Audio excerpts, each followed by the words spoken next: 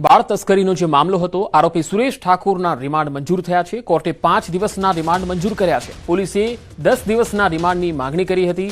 Remand દરમિયાન મોટા ખુલાસાઓ થઈ શકે છે। પોલીસ દ્વારા બાળકના વાલી કોણ છે એ તમામ દિશામાં હવે તપાસ કરાશે।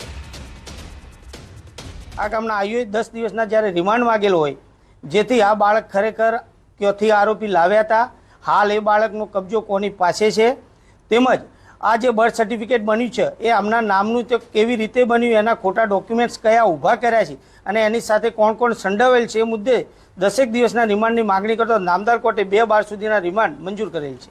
આરોપી સુરેશ ઠાકોરના બોગસ તબીબ તેમજ બોગસ હોસ્પિટલ બાદ વધુ એક ફરિયાદમાં એસઓજી પોલીસ દ્વારા તેની અટક બતાવવામાં આવી। આજ રોજ ફરી સુરેશ ઠાકોરને જે બાળ તસ્કરી બાબતે જે બી ડિવિઝન પોલીસ મથકે ફરિયાદ નોંધાઈ છે તેને લઈને ફરી આજે કોર્ટમાં રજૂ કરવામાં આવે છે। મહત્વનું છે કે સુરેશ ઠાકોર પર ક્યાંક દત્તક બાળક આપવાના નામે બાળક વેચ્યું હોય તેવા ફરિયાદમાં આરોપો લગાવવામાં આવે છે। તેને લઈને એસઓજી પોલીસે આજે પાટણની કોર્ટમાં સુરેશ ઠાકોરને રજૂઆત કરવામાં આવ્યો હતો અને બંને વકીલો એટલે કે સરકારી વકીલ તેમજ સુરેશ ઠાકોર આરોપી છે તેના વકીલે સામસામે દલીલ કરવામાં આવી હતી। તેમજ એસઓજી પોલીસે 10 દિવસના રિમાન્ડની આ કેસમાં તપાસ માટે માંગણી કરવામાં આવી હતી। બીજી બાજુ સામેના આરોપીના દલીલે પણ માંગણી કરી હતી, પરંતુ ત્યારબાદ આવનારી 2 દિવસ એટલે 2 તારીખ એટલે કે 5 દિવસના રિમાન્ડ સુરેશ ઠાકોરના મંજૂર થયા છે। મહત્વનું છે કે આ 5 દિવસના રિમાન્ડમાં એસઓજી પોલીસ એ તરફ તપાસ કરશે કે જે મહિલાની પ્રસ્તુતિ હતી, મહિલા ક્યાં છે, કોણ છે, તેમજ આ પ્રસ્તુતિ કઈ જગ્યાએ કરાવવામાં આવી હતી, તેમજ હાલની સ્થિતિએ બાળક ક્યાં છે, બાળક કઈ સ્થિતિમાં છે, બાળક જીવિત છે કે મૃત્યુ પામ્યું છે, તમામ દિશામાં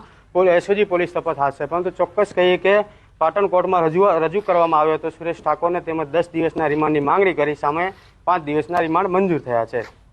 અશરફ ખાન, ન્યૂઝ 18 પાટણ।